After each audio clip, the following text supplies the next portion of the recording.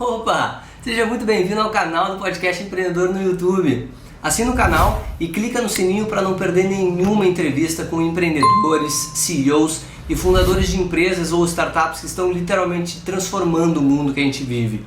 Se você gostar também, lembra de dar um joinha, porque isso ajuda muito a espalhar nossa mensagem e fomentar o empreendedorismo e a inovação no Brasil.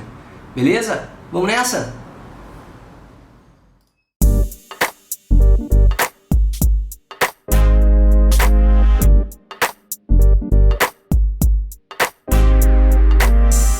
Fala empreendedor, fala empreendedora, sejam bem-vindos de novo aqui no nosso segundo bloco com o Gabi Engel, fundador e CEO da Rocket Chat. Gabi, vamos falar um pouquinho agora sobre a tecnologia que que vocês usam na Rocket Chat e principalmente sobre a intervenção da inteligência artificial para conseguir começar a interpretar os chats que as pessoas estão usando muito mais agora, cada vez mais que e-mail. Eu não sei se já passou? É que se tu contar por número de mensagens enviadas, já passou de longe.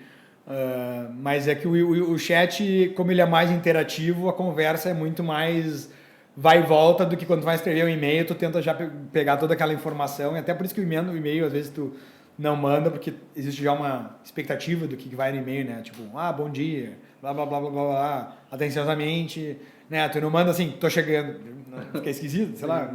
Então, já passou hoje. E uma coisa que eu vi logo no início, quando a gente começou a fazer o chat, e começou a pensar no futuro, uma vez que deu esse boom, e eu vi uma apresentação muito legal que falava sobre essas mudanças de paradigma. Paradigma é essa palavra bingo, né? Todo mundo gosta, mas enfim. Que a mudança de paradigma, eles botaram um ciclo de 10 anos sobre, primeiro, a maneira como as pessoas consomem os serviços digitais. E o quanto a primeira iteração, ele mostrava ali, como início da internet, né? Tu no teu computador e consumindo o serviço sempre através de um site. Então, tu acessava o site para consumir o serviço. Quando veio o smartphone, ou finalmente veio o iPhone, né, criou isso, e as coisas começaram a virar um app, a plataforma era o telefone, e aí os serviços eram os apps. Teve até o Wired, uma vez fez uma das capas da Wired, era The Internet is Dead, né? A internet morreu, porque não tinha flash no iPhone, todo mundo era app, tem coisas que até hoje, agora o site é só assim, baixe o nosso app, né? Então tem serviços que são tão feitos para o mobile e para o telefone, o acesso à internet já está maior no mobile do que no desktop, que então tudo é um app. E tem muita gente dizendo que a próxima onda, a onda que está acontecendo, em alguns países até já aconteceu, na China, tem um vídeo, na verdade, bem legal, junto com um artigo do Wall Street Journal que fala sobre o WeChat, que a nova plataforma é a ferramenta de chat. E os aplicativos são os robôs que vão estar lá dentro com quem tu vai estar falando. Claro, isso para N usabilidades, né? Desde vendas até... Não, é muito... E está começando, o Facebook está investindo pesado nisso, o WhatsApp, né, por consequência, já que é da mesma empresa. Mas no Facebook tu tem todo ali a conversa do robô não é só texto.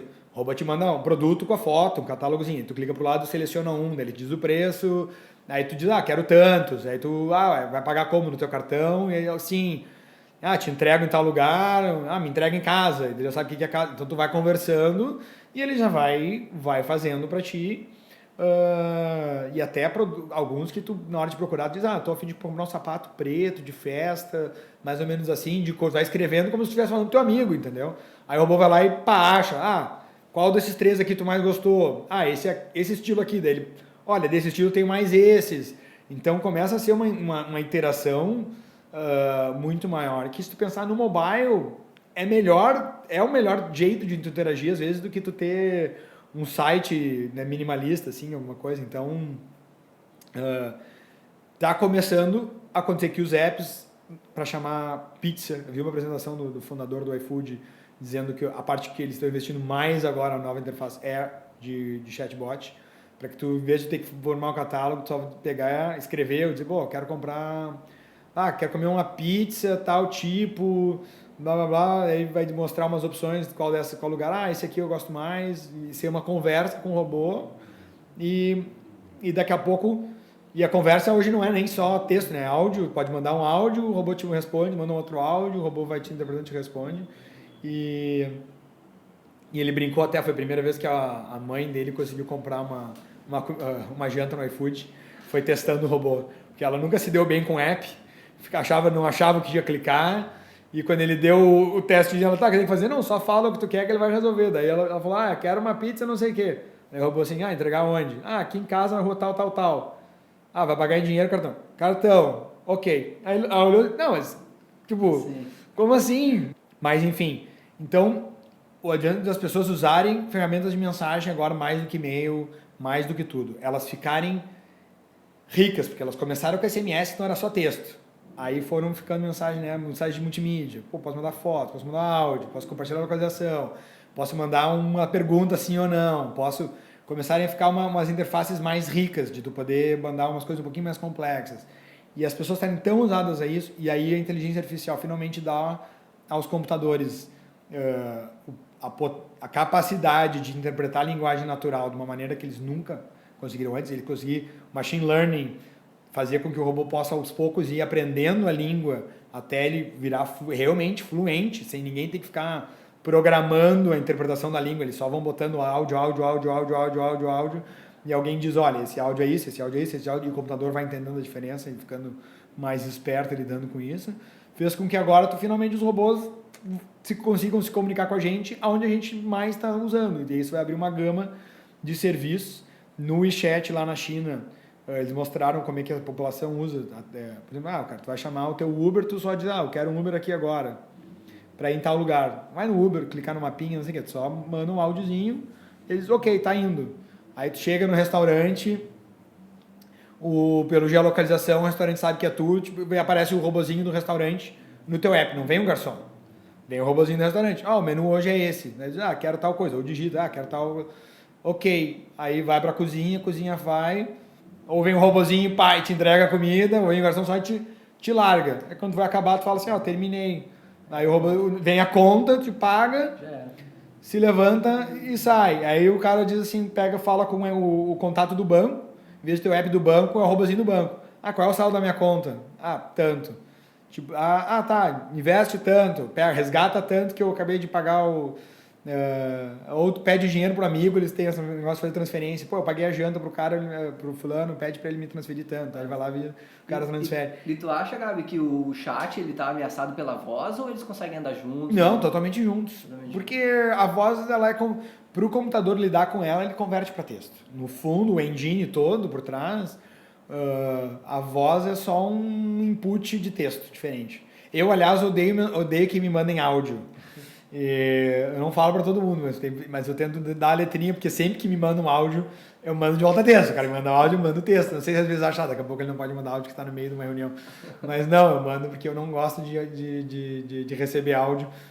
Se o WhatsApp ou qualquer aplicativo transcrevesse e já te desse a transcrição, ok, e aí tu poderia escolher ouvir ou escolher o texto, mas como não faz automaticamente, o que eu uso sempre é a transcrição do telefone, né, que tu clica no microfonezinho, não o que manda áudio, o que vai transcrever o que tu falou. Então eu sempre, se eu estou no carro dirigindo alguma coisa, eu só clico, falo tudo que eu tenho que falar, clico o botão quando termina, ele fica processando, ele escreve num texto e é muito assertivo.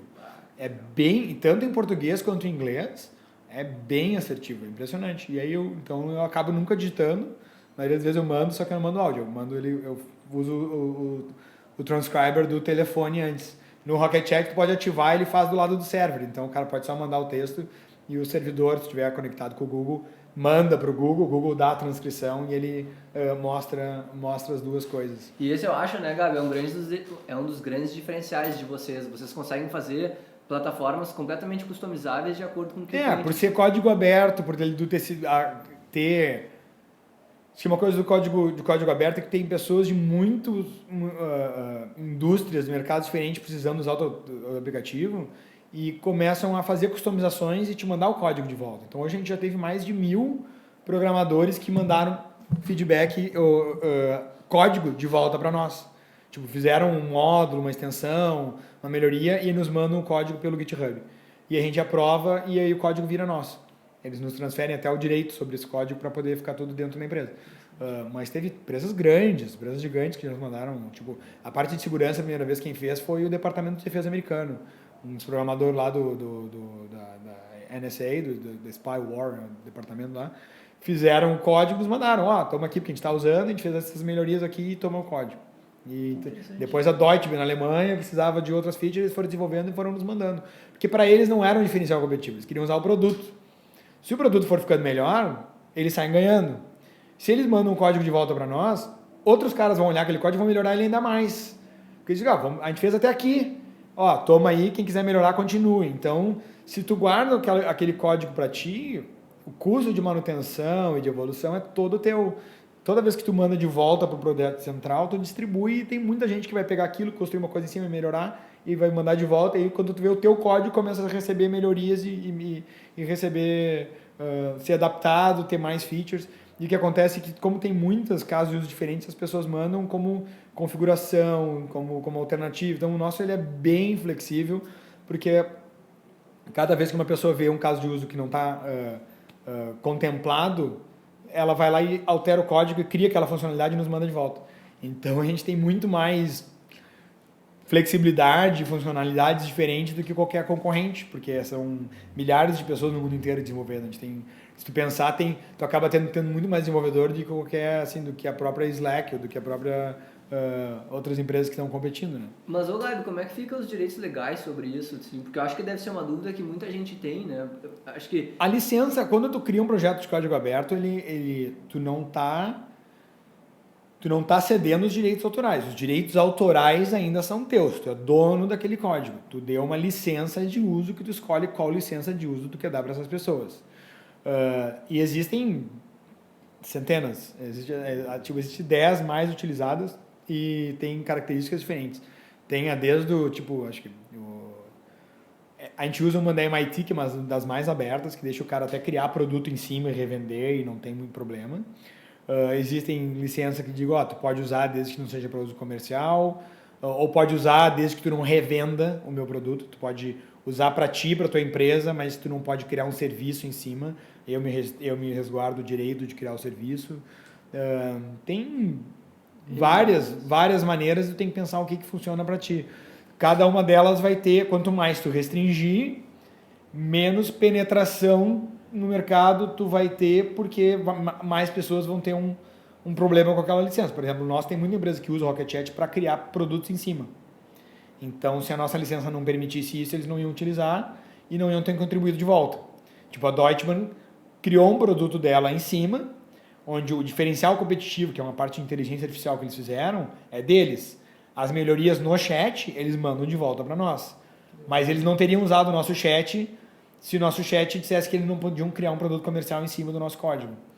Então, tu tem que medir. E o que a gente decide? As coisas que a gente quer cobrar, a gente não bota na opção, a gente bota num outro repositório, cria plugins, que o código é fechado, e aí tu tem que comprar esses plugins. Então, é que nem, vamos dizer assim, o Android, que tu tá, exatamente, né, como era a plataforma atual, que é o telefone. O Android é open source. Todas as empresas podem lá instalar, tem algumas licenças dizendo que eles não podem trocar o nome, ele tem que se chamar Android, eles têm que preservar algumas coisas, né? A licença deles é mais complexa que a nossa. Mas onde é que o Google ganha dinheiro? Ganha dinheiro na loja de aplicativos. E é isso que a gente está montando, um marketplace, que é uma loja de aplicativos. Então, nos quais a gente também está colocando aplicativos e add-ons que, assim, tem esse add-on, se tu comprar, tu ganha suporte 24 horas. Tem outro add-on, daí vai comprar, tu vai ganhar... É um modo que faz o servidor poder escalar muito mais, porque ele cria uma camada de cache e sincronia entre múltiplas máquinas para tu poder ter várias instâncias e usar vários processadores. Tem outro add-on que te dá auditoria de mensagem, uma interface de auditoria de mensagem. Esses códigos ficam em outro lugar. Então, tu pode instalar o chat, começar a utilizar o servidor da tua empresa, e daqui a pouco, mas eu quero comprar essas features aqui. Daí está no Marketplace, e aí a gente começa a vender essas features. E convida outros desenvolvedores para criarem add-ons e botarem também no Marketplace. Integração com Uber, sei lá, daqui a pouco integração com alguma outra coisa. Então, acho que existe muito mais escalabilidade em ser Marketplace do que às vezes tu ser só o produto, né? Tu ser só a plataforma completa. Cara, e é isso que a gente está focado em virar marketplace. Cara, que baita sacada, eu achei muito animal essa história, porque a gente fez um podcast há pouco tempo com o pessoal sobre economia colaborativa e eu acho que tudo tende a isso, né? Sim. Acho que o peitaço que vocês tiveram de fazer uma coisa open source e agora depois dessa sacada no marketplace, muito legal, velho. Parabéns, velho. O marketplace também foi porque eu fui conversar, nossos investidores são lá Isso era estratégico, Gabi? Foi bem no início, porque o que aconteceu? Primeiro a gente foi, quando eu fui para São Francisco, como nossos investidores são de lá, e eles investiram em muitas empresas open source que viraram gigantes, eles abriam portas e diziam, olha, vem aqui, conversa com fulano de tal empresa, para discutir. E teve uma conversa muito legal com um cara da Elasticsearch, que foi VP de produto, e ele me disse, uma das coisas importantes que ele viu para a Elasticsearch foi que eles não tinham... eles não faziam a pessoa ter que escolher entre instalar a versão free e depois ter que reinstalar a versão paga.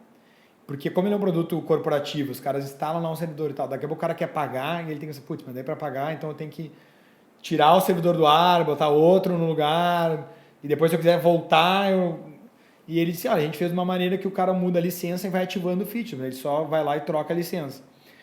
E aí, mas eu fiquei pensando, então tem que fazer alguma coisa assim, onde tudo que a gente botar seja só add-ons.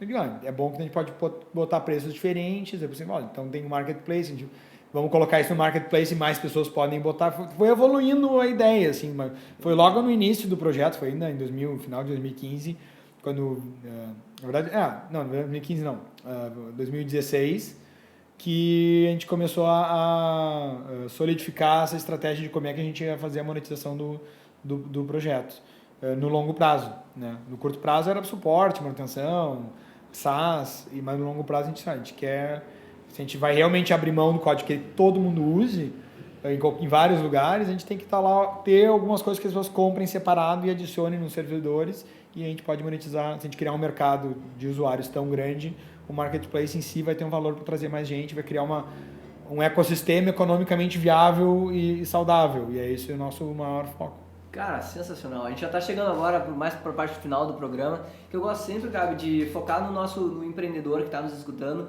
para fazer um lance mais motivacional, assim. Então, o que tu acha, que o empreendedor que está começando, ele deve ter sempre em mente? Uma coisa que eu sempre gosto de perguntar para vocês, não é esse lado. Quando sempre me perguntam uma dica para o empreendedor, às vezes solucionar, ser apaixonado por um problema. Então, tá solucionando alguma coisa que te incomoda, do que às vezes ficar tentando pensar uma coisa que só incomoda os outros, porque é diferente tu entender a dor que tu está solucionando, e para nós a gente precisava de uma ferramenta de comunicação para a gente, e eu até brinco, engraçado, na nossa comunidade, que como a gente usava o próprio Rocket Chat para se comunicar e desenvolver o projeto, quando alguma coisa ficava incomodando numa reunião, num canal, e alguma coisa não estava funcionando, a gente dizia, a gente tem que arrumar isso aqui porque a gente não consegue trabalhar direito, a gente ia lá e arrumava, porque era a nossa própria, até hoje, né, a nossa própria ferramenta de trabalho. E a gente vê o quanto isso é essencial, porque as coisas que incomodam os nossos clientes são as mesmas coisas que nos incomodam. Então, muitas vezes, tu não tem que nem ouvir o cliente, porque tu é o teu próprio cliente. E acho que quando tu é o teu próprio cliente, isso tem um poder enorme. E tu vê quantos casos grandes, assim, de empresas grandes, foram criadas porque o fundador teve o problema. Os caras do Airbnb queriam ficar na casa de alguém ia alugar a casa e não conseguiram. O do Uber, o cara, estava no lugar, não tinha táxi, mas eu queria... Né? E aí tu fez, então vou solucionar esse problema e viram usuários do próprio serviço. Até o Facebook, né? Tem gente que diz que o Zuckerberg criou para... O que eu acho que não é verdade, porque a esposa dele é anterior a essa história toda. O namoro deles é anterior a essa história toda. Acho que ficou aquilo no filme, ficou legal, mas não era... Não sei o quão verídico é. Mas a sensação de que acho que todo, de repente, estudante tem de querer se integrar mais e conhecer os outros, enfim. Então, eu diria sempre isso, mas se apaixonar pelo problema e não pela solução, no sentido de que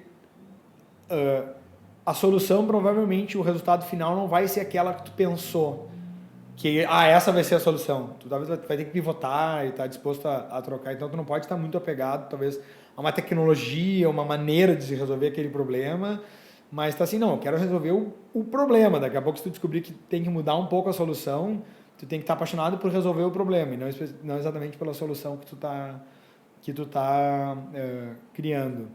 Acho que isso é um dos maiores, e porque ser empreendedor é uma jornada difícil, assim, não é... Complexa, né? Tem vários desafios internos uma coisa que eu vejo muito, assim, todas as tuas imperfeições vão ser amplificadas quando tu tá tentando gerir uma empresa, e é muito engraçado.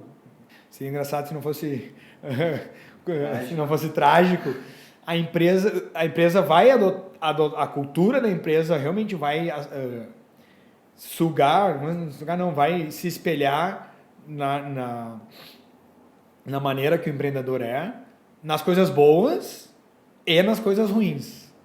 Então, tem várias coisas, às vezes, de mim, defeitos, que eu vejo, putz, agora tá todo mundo fazendo, sabe? Assim, tipo, eu dei o exemplo, eu não fiz tal coisa, ou não fiz direito, e daqui a pouco a pessoa, então, ok, aqui é assim, e a gente, o ser humano, ele é muito de aderir, assim, esse espírito de grupo, espírito de time, e ele adere à cultura, muitas vezes, ou ele adere, ele sai. Então acaba quem é o fundador não sai, então ele acaba criando a cultura em volta dele, e as coisas boas tu fica orgulhoso, a galera que faz assim, pega pesado, se dá bem, ninguém não tem as coisas que tu gosta, mas aí outras coisas assim, putz, os caras estão fazendo que nem eu. Aí tu vê que tu, assim, ou tu muda tu mesmo, para dar o exemplo, porque mandar não vai mudar nada, ficar tentando pedir que a cultura mude abaixo de ordem, e não que nem filho, eu tenho 2 filhos. Eles vão fazer o que tu faz, eles não vão fazer o que tu fala para eles fazer, né? Eles vão olhar para ti e vão copiar as tuas ações. Então, esteja preparado para olhar no espelho e ver todas as coisas que tu não faz direito e pensar assim, olha, isso vai ser, ou tu corrige, ou tu vai criar, daqui a pouco vai ter 100 pessoas fazendo exatamente essa mesma coisa que tu está fazendo. E as coisas boas tu vai ficar orgulhoso de que vai ter muitas pessoas fazendo as coisas boas que tu vai dar de exemplo também.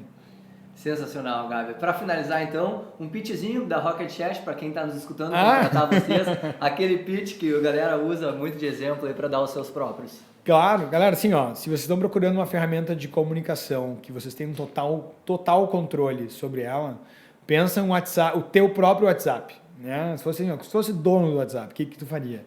E tu vai poder controlar todas as conversas, a empresa, né, a organização controlar quais canais são criados, quem entra, quem sai, poder convidar, integrar com o CRM, integrar com o Facebook, integrar para falar com os clientes que estão no Facebook, integrar com o Telegram, integrar com o Twitter, integrar com o WhatsApp, até a gente está fazendo integração agora, para tu falar com todos os teus clientes, estejam onde eles estiverem.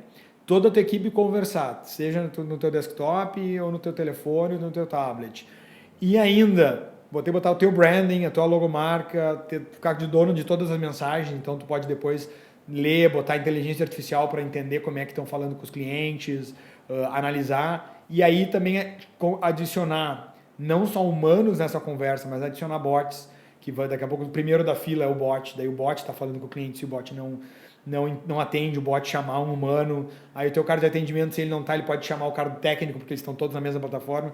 Isso é um hub de comunicação completo. Testem o Rocket Chat. Quem é programador, a gente está sempre contratando, a comunidade é sempre bem acolhedora para pessoas que estão aprendendo a programar e querem ajudar a desenvolver, querem testar os seus conhecimentos. Enfim, é um projeto bem...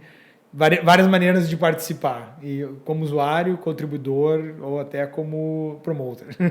Muito a fuder. Gabriel Engel, fundador e CEO da Rocket Chat, muito obrigado, cara. Se você tem alguma dúvida e quer mandar pra gente alguma sugestão de pauta, mande um e-mail para contato@distritoe.com.br. Meu nome é Eduardo Tannhauser, mais conhecido como Dudes. Me adiciona no LinkedIn, me adiciona no Instagram, tô lá para receber toda e qualquer sugestão. Valeu, pessoal, valeu, Gabi, a gente se vê na próxima. Grande abraço, valeu.